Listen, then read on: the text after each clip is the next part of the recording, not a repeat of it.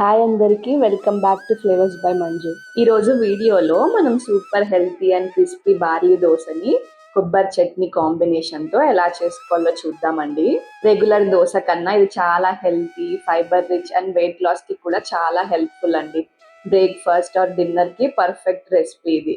మరి ఆలస్యం చేయకుండా ఎలా చేసుకోవాలో చూసేద్దామా? ముందుగా ఈ బార్లీ దోశ కోసం ఒక గిన్నెలో 1 కప్పు మినపగుళ్ళను వేసుకోండి. అలాగే అందులోకి 1 కప్పు బార్లీని కూడా వేసుకోండి. 1 కప్పు మినపప్పుకి 1 కప్పు బార్లీ వేస్తే సరిపోతుందండి. మనకి బార్లీ డయాబెటీస్ కంట్రోల్కి, డైజెషన్కి, ఇంకా వెయిట్ మేనేజ్మెంట్కి చాలా మంచిదండి. అందుకే అప్పుడప్పుడు మీ డైట్లో ఇంక్లూడ్ చేసుకోండి. ఇప్పుడు ఇందులోకి 1/2 కప్పు పచ్చిశనగపప్పును వేసుకోండి. అలాగే 1/2 టీ స్పూన్ మెంతులు కూడా వేసుకోండి. వీటన్నిటిని కూడా 2 సార్లు బాగా కడిగి మళ్ళీ మంచినీళ్ళని నిండుగా పోసి కనీసం 6 నుండి 8 గంటల సేపు నానపెట్టుకోండి. నేను ఒక 8 గంటల పాటు నానపెట్టుకుంటున్నానండి. 8 అవర్స్ తర్వాత ఇవి బాగా నానాయండి. ఇప్పుడు వీటిని గ్రైండ్ చేసుకుందాము. మిక్సీ జార్లోకి మనం నానపెట్టుకున్న పప్పుని, బార్లీని బ్యాచెస్ వైజ్గా 1 లేదా 2 బ్యాచెస్ కింద వేసి కొన్ని నీళ్లు పోసి బాగా మెత్తగా గ్రైండ్ చేసుకోండి. ఇలా గ్రైండ్ చేసుకున్న పిండి మొత్తాన్ని ఒక గిన్నెలోకి తీసుకోండి. ఈ పిండినంతా బాగా ఒకసారి కలిపి మూత పెట్టి 6 నుండి 8 గంటల పాటు ఫర్మెంట్ చేసుకోండి. 8 గంటలకి పిండి మనకి బాగా ఫర్మెంట్ అయి ఉంటుందండి. అంతా ఒకసారి బాగా కలుపుకోండి. మీరు ఎక్కువ పిండి నానబెట్టినట్టయితే ఎంత పిండి దోశలకి అవసరమో అంత తీసుకొని అందులో రుచికి సరిపడా ఉప్పును వేసుకోండి. అలాగే పిండి గట్టిగా ఉంటే కొన్ని నీళ్లు వేసి కలుపుకోండి. మిగతా పిండిని ఫ్రిడ్జ్లో పెట్టుకొని ఆ పిండిని 2-3 రోజుల పాటు వాడుకోవచ్చు. మనకి దోశ పిండి రెడీ అయిపోయిందండి. ఇప్పుడు ఇందులోకి ఒక సింపుల్ కొబ్బరి చట్నీని ఎలా చేసుకోవాలో చూద్దాము. ఒక మిక్సర్ జార్లోకి 1/2 కప్పు పచ్చి కొబ్బరి సన్నగా ముక్కలుగా చేసినది వేసుకోండి.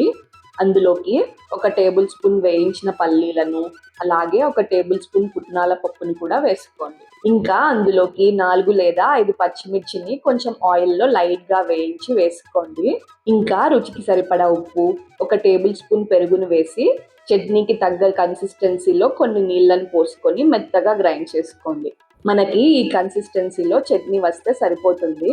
ఇలా గ్రైండ్ చేసుకున్న చట్నీని ఒక గిన్నెలోకి వేసుకొని అందులోకి తాలింపు పెట్టుకోండి.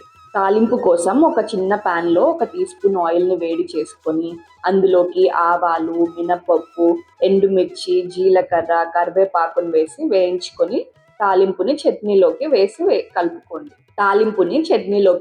కలుపుకోండి. సింపుల్గా, ఈజీగా కోకోనట్ చట్నీ రెడీ అయిపోయింది. ఏ బ్రేక్ఫాస్ట్లోకైనా ఈ చట్నీ చాలా బాగుంటుందండి. ఇప్పుడు చట్నీ తయారు చేసుకున్నాం కదా, దోశ పోసుకుందాము. ఈ బార్లీ దోశ పిండితో ప్లెయిన్ దోశ, ఆనియన్ దోశ, మసాలా దోశ, అలా డిఫరెంట్ వెరైటీ దోశలు వేసుకోవచ్చండి. మంటని లో టు మీడియం ఫ్లేమ్లో పెట్టుకొని కొద్దిగా ఆయిల్ వేసి దోశని క్రిస్పీగా కాల్చుకోండి. మీకు దోశ మెత్తగా కావాలంటే దోశని మందంగా పోసుకొని మీడియం టు హై ఫ్లేమ్లో కాల్చుకొని దోశని మెత్తగా తీసేసుకోండి. మీకు నచ్చిన విధంగా ఈ దోశల్ని చేసుకోవచ్చండి. ఎలా చేసుకున్నా చాలా బాగుంటాయి. అంతే అండి, healthy barley dosa with tasty కొబ్బరి చట్నీని ఇలా ఈజీగా తయారు చేసేసుకోవచ్చు. మీరు కూడా ఈ దోశ రెసిపీని ఇంట్లో తప్పకుండా ట్రై చేయండి. మీరు ట్రై చేస్తే మీకు ఎలా వచ్చిందో నాకు కమెంట్స్లో చెప్పడం మర్చిపోవద్దు. మరిన్ని టేస్టీ రెసిపీస్ కోసం నా ఛానల్ను సబ్స్క్రైబ్ చేసుకోండి, లైక్ చేయండి, మీ ఫ్రెండ్స్కి, రిలేటివ్స్కి షేర్ చేయండి. మళ్ళీ ఇంకొక వీడియోలో కలుద్దాం.